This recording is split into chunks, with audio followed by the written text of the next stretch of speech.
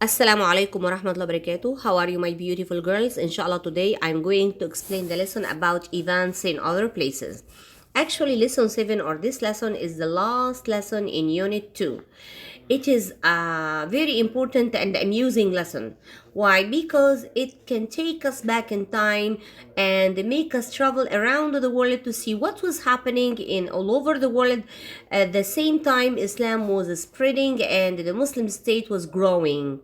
Let us see what was happening in the other places in our world.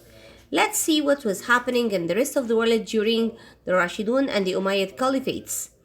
The old and once powerful Roman Empire collapsed in the year 476 AD.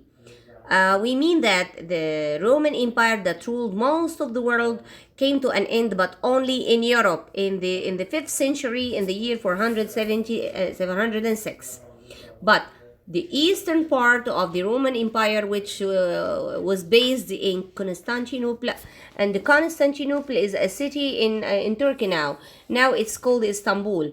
The eastern part of the Roman Empire, whose capital was Constantinople in Turkey, was still very powerful, and it remained a very important part of the empire until the year 1453 AD, when it was finally conquered by the Muslim armies. It means that the Muslims started to control the eastern part of the Roman Empire, and the Roman Empire came to an end in the Middle East.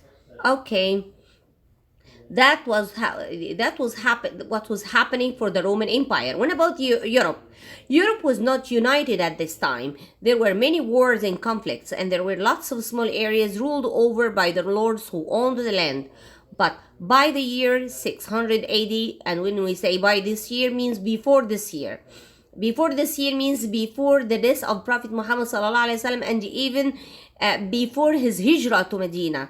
The kingdom of the Franks was the most powerful kingdom in Europe.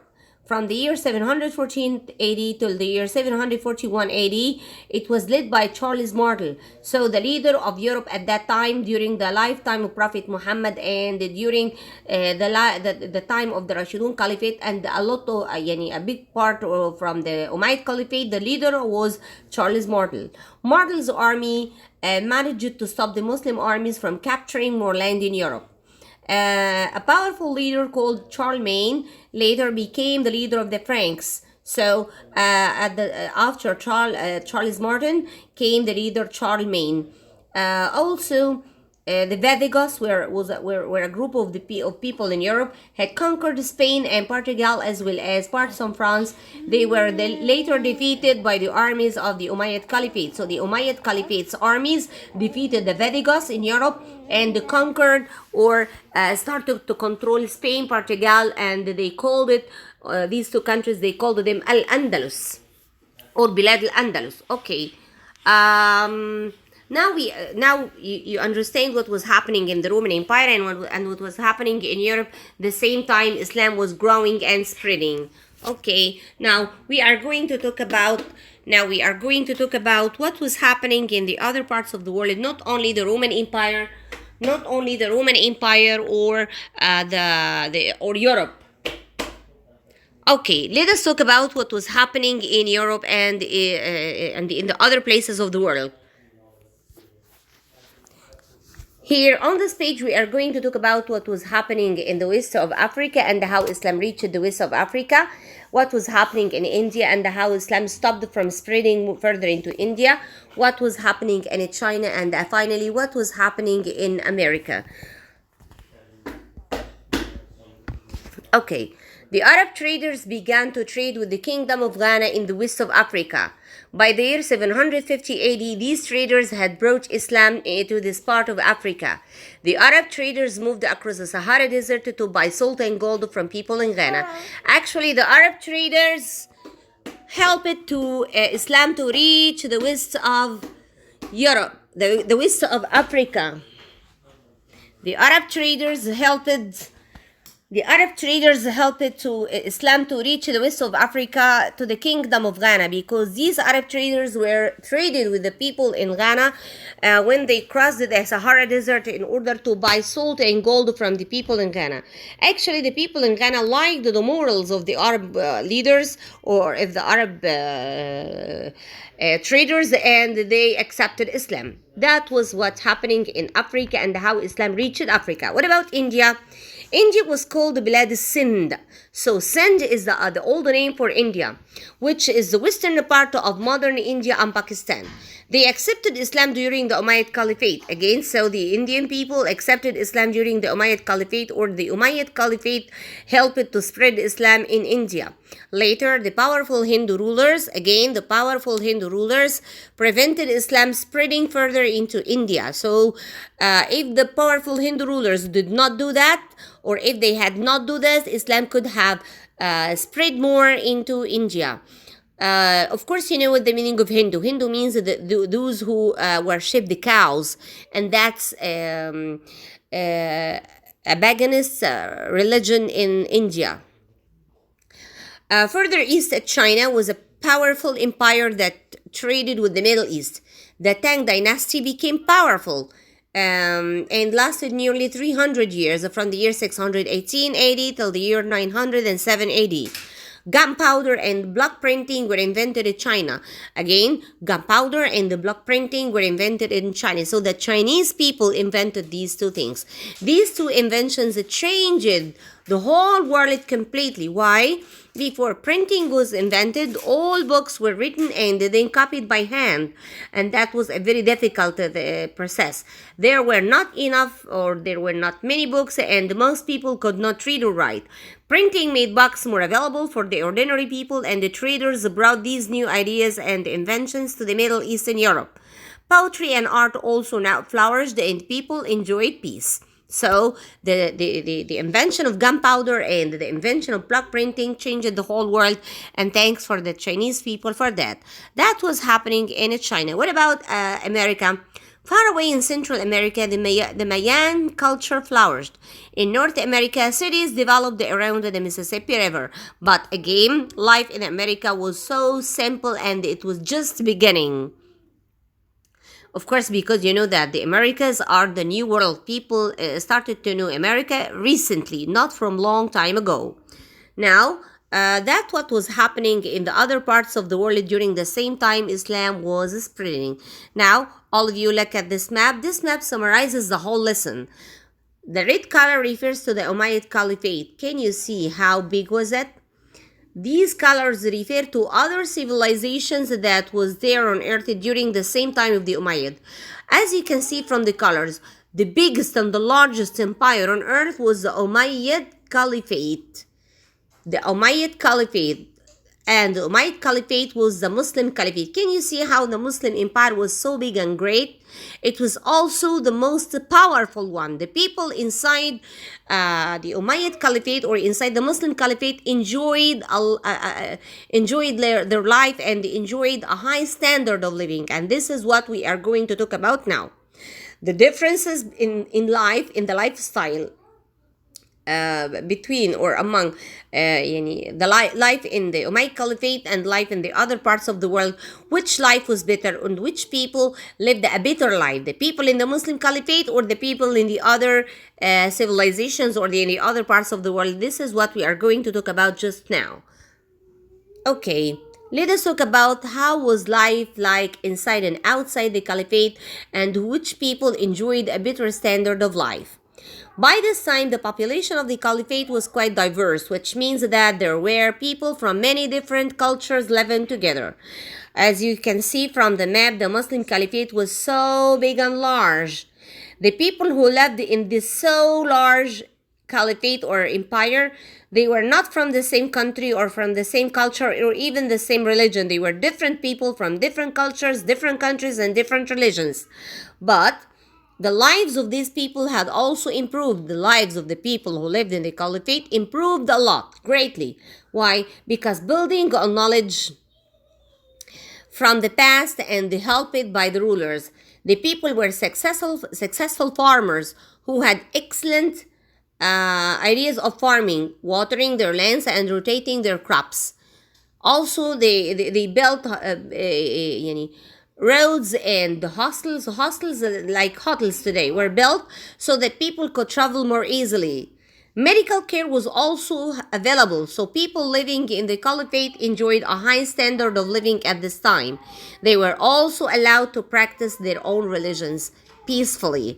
The Muslims never forced any people who are not Muslims to be Muslims. No, they also allowed them to practice their own religions freely. The people who are Christians enjoyed going to the churches and praying in their own way. The people who are Jewish people were safe to go to their temples and they pray in their own way. So the Muslims applied the ayahs that they لكم دينكم ولي دين. They never forced anyone to accept Islam, but however, they allowed the other people of other religions to practice their own religions freely.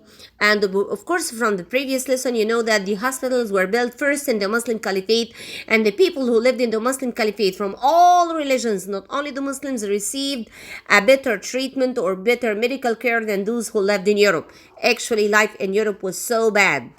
Let us talk about China and what was happening in China. How was life in China? The people of China also enjoyed an advanced way of life at this time. There were few wars. There were not so many wars in China, and the scientists made several new inventions like the gunpowder and the printing. People had time to spend on art and poetry. China traded with many countries in the West. So even life in China was good and they enjoyed peaceful life. What about Europe? To your knowledge, Europe or the people of Europe at that time suffered a lot, unlike completely what is happening today. This was very different from life in the Roman Empire and Europe. In these places, most people were very poor. Again, the people in the Roman Empire and in Europe were very, very poor, and they were not looked after by the rulers. The rulers never took care of them. They did not own their land. Oh my God! So it means that they planted land or grow crops in the lands that are not for themselves. They were like workers for the rich people. Also, they were not well nourished. Means that they ate bad food and very poor food, so they got sick and died easily. There were also many wars. There were wars and conflicts in Europe. Life in Europe was so bad, unlike today. That was how was life like inside the Caliphate and outside the Caliphate. If we held a comparison between life in the Caliphate, life in China, and life in Europe, you can feel that life in the Muslim Caliphate was the best one. And the people who lived in the Muslim Caliphate enjoyed the highest standard of living. They were better than the people who lived in China and much more better than the people who lived in Europe. And now, let us talk about the religion. Religion in Europe. Christianity was the main religion practiced in the Byzantine Empire and in many parts of Europe. Christianity originated in the Middle East because you know that the Christianity or the prophet who was sent by Allah for the Christian people was Sayyidina Isa alayhi salam. He was born in Palestine here in the Middle East and started to teach people about Christianity from the Middle East, from Palestine and Egypt. Today there are many branches of Christianity. What's the meaning of this? Today the Christian people are 4 groups. The Catholic, the Protestant, the Orthodox, and there is one more kind, but actually I do not remember it very well now. But in that time, or at that time in the 7th and the 8th centuries, all Christians were Roman Catholics. All the people were Roman Catholics. There were no Protestant or Orthodox or whatsoever. The Roman Catholic Church played a very important role in people's lives. How the Church controlled almost everything: the education, the economy, their lives. The Church controlled everything greatly. Even the people who are leaders for the Church was much more powerful than the kings in Europe. The Church owned the land, that is the first point, and it ran monasteries. What's the meaning of a monastery? A monastery is a small church. These monasteries provided the only education that was available. There were no schools in Europe. The schools were only in the monasteries. at that time, which was for boys only. Only boys could go for these schools. The girls did not used to learn. Only the priests could read and write. Many leaders could not read or write. Priests means they are religious leaders of the church. The head of the Catholic Church is called the Pope. So, who is the leader of the church? He is titled the Pope. At this time, popes were very powerful leaders who had more power than the kings and the queens and the emperors of Europe. Popes had the power to appoint rulers, and they were more interested in holding on to power than in developing the lands and people over whom they had so much power. So the popes, or the leaders of the church, were more powerful than the leaders, and they gave much care for the power than for improving the lives of the people. As a result, the people who lived under the rule of the Catholic Church had a poor quality of life, and their society did not develop. People living in the caliphate had a better quality of life. This is what we already knew from the previous page. Again, people who lived in the Muslim caliphate, either Muslims or non-Muslims, they had a better quality of life than those who lived in Europe and even in China. Thank you so much for being with me. That lesson is so enjoyable and it has a lot of details. Inshallah, next time I am going to summarize the main points of the lesson in a worksheet and we are going to answer it together. But I want you to watch the videos on Coursera and try to read the lesson and the details of the lesson again as if you are reading a story, because this lesson is like a story. It can take us back in time and travel all over the world to see and imagine how it was like at that time. Thanks for being with me and goodbye till we meet again.